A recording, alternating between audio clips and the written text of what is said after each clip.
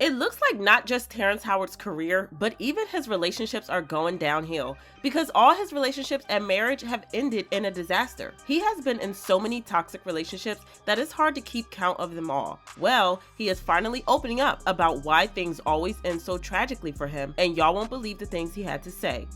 Did he really admit to being a walking red flag? Child, when I tell you this man has had his fair share of disastrous relationships, you best believe me, because every single relationship he has ever been in has turned toxic at one point. To understand why things are like this, we're going to have to go way back to his childhood, because there was a lot going on in his childhood that can be linked to his toxic relationships in adulthood. Terrence's parents were only teenagers when they had him, and things started going downward for the family when he was 2 years old. His father unalived someone at a department store where he had taken Terrence to see Santa Claus. An argument had broken out between Terrence's father and the other man about who was next in line, and this led to an altercation, which eventually led to Terrence's father pulling a nail file on the other man, taking his life in the process. He was arrested on the spot and he went to prison for it. According to reports, Terrence, his mom, and his siblings became super poor after his father went to prison because he was their primary provider. Even though he was released after 11 months, things were not the same,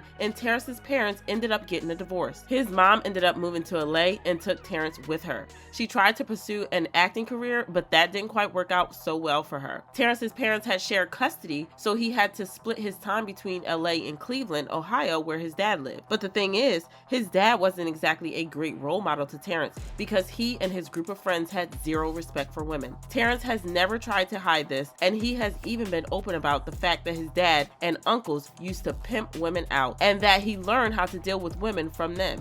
In an interview, he said, "My dad and my uncles were and I learned the gift of gab from them. They taught me to open women up, but I leave scars." Yeah, that sounds like a big red flag to me, but that's not all the advice that he got from his father and uncles. In another interview, he revealed that he knew how to win over the ladies and taught him some very important advice, including whoever has the least interest in the relationship holds all the power. Yeah, that's not the type of advice that a young boy should be getting, and it's not surprising that his love life turned out to be so messy as an adult. Anyways, his home life was so traumatic that he ended up getting emancipated when he was only 16 years old. He also decided to pursue a career in acting, and he managed to land himself a role on The Cosby Show. But his character was cut out just before shooting started, and he was back to square one. But just because he was struggling in his career doesn't mean that he was struggling in his romantic life, because he had no trouble pulling women. He had the looks and the charm, so women were naturally drawn to him, even though he was still broke. He also had a massive ego, and like an insider said, he thinks that he is truly God's gift to women, and he expects subservience. When he was 21, he got married for the first time to a woman named Lori McComas, who was also the mother of his first 3 kids. Well, because of his massive ego of thinking he was the God's gift to women, he repeatedly stepped out on his wife and became a serial cheater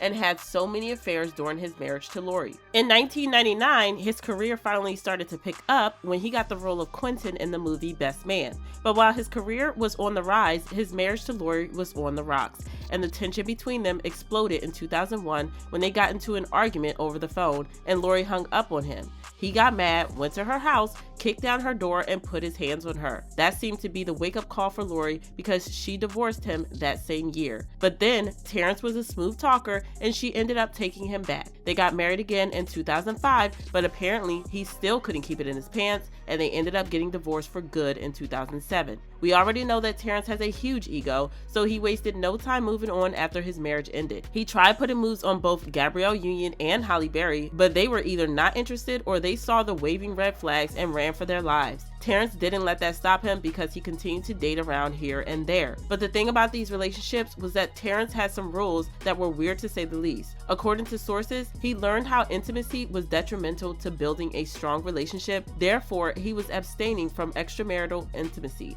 This allowed him to date 3 or 4 women at a time without getting attached. Also, he often engaged in one-night stands because after their night together, he said he would no longer be in contact with them because they weren't helping him become the stronger person that he wanted to be. Around 2008 or 2009, he started dating a woman named Michelle Gint, And again, this relationship was super toxic. Way more toxic than his first marriage was.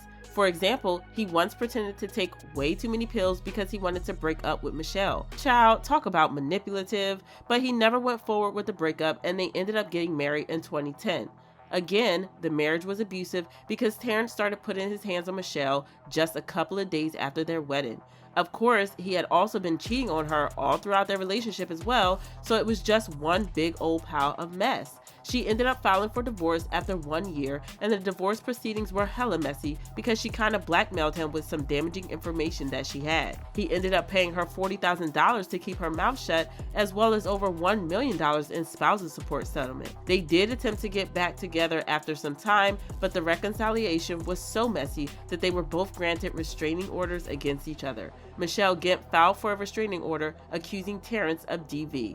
Terrence later admitted he was physically aggressive to Michelle, telling Rolling Stone in 2015, "She was talking to me real strong and I lost my mind and slapped her in front of the kids." In 2013, Terrence got married for the third time to a woman named Miranda Pack, and they got married only 3 weeks after they first met. This relationship also had its issues. In 2014, they got separated and Miranda filed for divorce in 2015.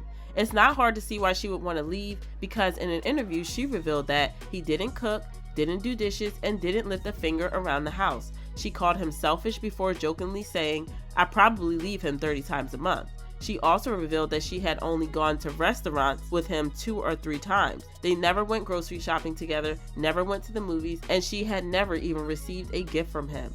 The wild part about this is that Miranda was the one paying all the bills since his paychecks were going to his spousal support payments to Michelle. The divorce was finalized in 2015, but later that same year they decided to give their relationship another chance. They started dating in late 2015 and he proposed to her in 2018. They're still engaged and have 2 kids together, and people have been wondering if Miranda is going to be the one to break the toxic cycle. According to an insider, Terrence is aware of how toxic his relationships have always been, and he kind of blames it on the fact that he has such a messed up childhood and had no role model to look up to. But he is determined to try his best with Miranda, and considering the fact that they have been together for about 10 years now, he genuinely believes that things are looking up and that this relationship might be the one to last forever. People left comments saying, "His acting on Empire is his real life. I'm so sorry he had to endure all of that as a child. Mommy issues, so it appears he had daddy issues too. I pray that it all works out for them." This just goes to show that your childhood trauma follows you through life. If you don't fix it before adulthood or in your early adulthood, it can possibly destroy you. And he always gave me creepy vibes, but Lord, I didn't know he was this messy. His childhood definitely had a huge impact on his life. The abuse, divorces, remarriages, multiple kids. God bless the women that dealt with him and those that avoided him. But do you guys think that his trauma is the reason for his messy relationships? Or do you think that he is just another Hollywood a-hole? Let me know what you think and then check out this next video.